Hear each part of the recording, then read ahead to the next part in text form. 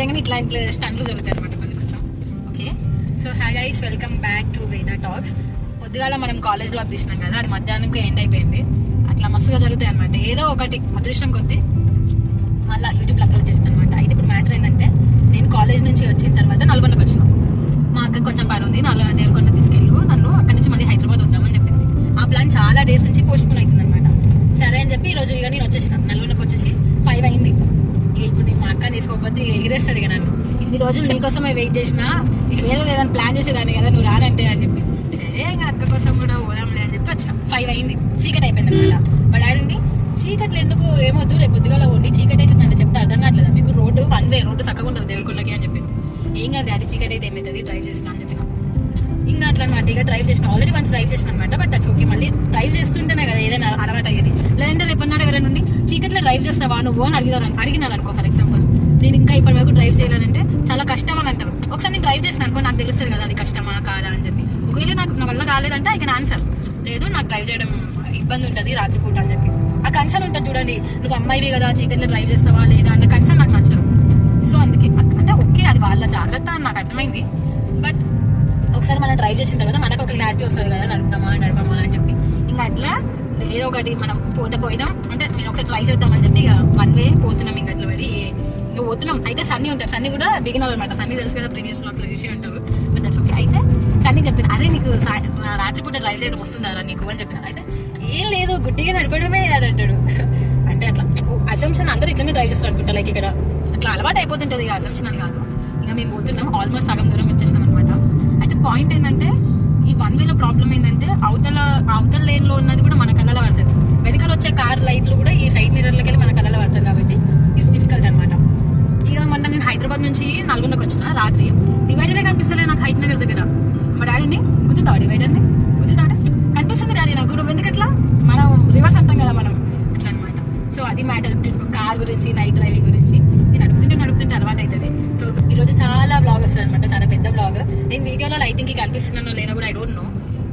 But it's okay, చూడండి మీరు. నా మాటలన్నా వినిపిస్తాయి కదా, వినండి. నా మాటలు, నా ఫేస్ కనపడదు అనుకోండి. ఇక అట్లా పోతున్నాం. ఇంకా ఏం చెప్పాలి మీకు ముచ్చట్లు. ఇంకా అంతే, కొంచెం సేపు అయినాక మళ్ళీ బ్లాగ్ స్టార్ట్ చేస్తా. ఓకేనా, బాయ్ బాయ్. దేవరకొండకి వచ్చేసాము ఆల్మోస్ట్. మా అక్క ఫుల్ ఖుషిలో ఉంది. అట్లా ఫీలింగ్ వస్తుంది అనమాట. చిన్నప్పటి నుంచి పెరిగి పెద్ద వాళ్ళు మనం వాళ్ళకి అండ్ మనకు కూడా అనిపిస్తుంది, మన పెద్దవాళ్ళని తీసుకోబోతుంటారు. ఎంత పెద్దగా అయిపోయినాం మనం, మమ్మీ వాళ్ళని తీసుకోబోతున్నాం అన్నట్టు.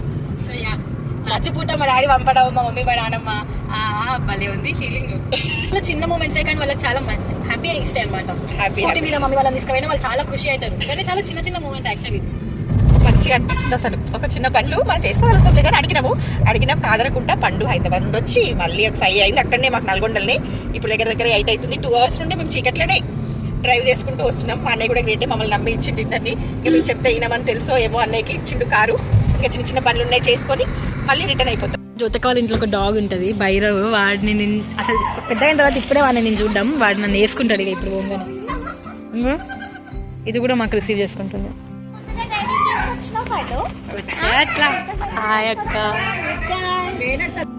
ఇది చూడు భైరవ్, నేను గుర్తున్నానా నల్గొండకు వచ్చినావు నువ్వు, అప్పుడు నీకు హెల్త్ ప్రాబ్లం అయితే. కొరకొద్దు నన్ను, చేతులు చల్లగా ఉన్నాయి. నువ్వు పట్టుకో మరి.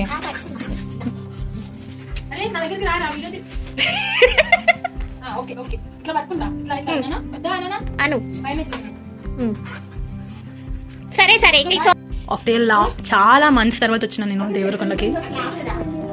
ఇప్పుడు 5:30కి స్టార్ట్ అయినాము, 7కి వచ్చేసినాం.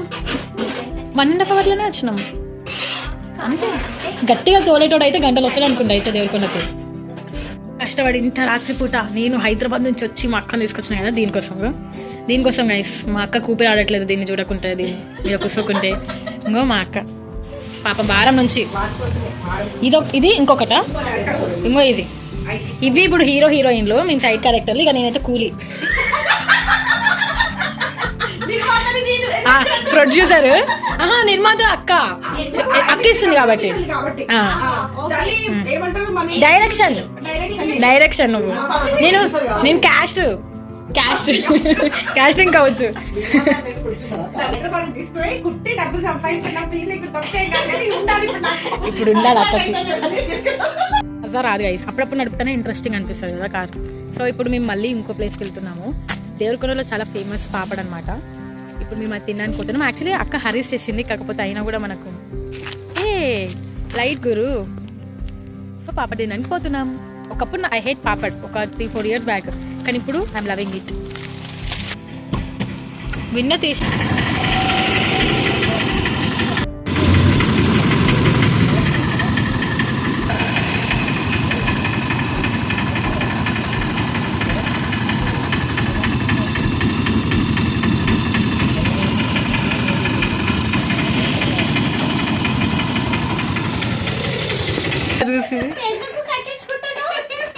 అరే నువ్వు అట్లా చెయ్యకరా, మాకు బాధ అవుతుంది నువ్వు అట్లా చేస్తే.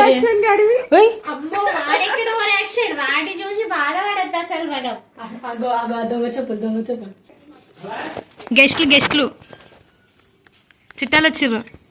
ఏం స్పెషల్ చుట్టాలకి? హాయ్ అక్క. గైస్ మా అన్ని ఇళ్ళల్లో చాలా నీట్గా ఉండే ఇల్లు ఏంటిదంటే పెద్దక్క వాళ్ళ ఇల్లు, మా డాడీ వాళ్ళ ఫస్ట్ సిస్టర్ వాళ్ళ ఇల్లు అనమాట ఇది. గైస్ చూడండి, ఇవన్నీ వాళ్ళు తీసుకునే టాబ్లెట్స్, ఇవి కూడా ఇంత నీట్గా పెట్టుకుంటారా అమ్మ సాయిరామ్. ఇంకో వ్లాగ్లో కలుసుకుందాం. అప్పటి వరకు సెలవు, బాయ్.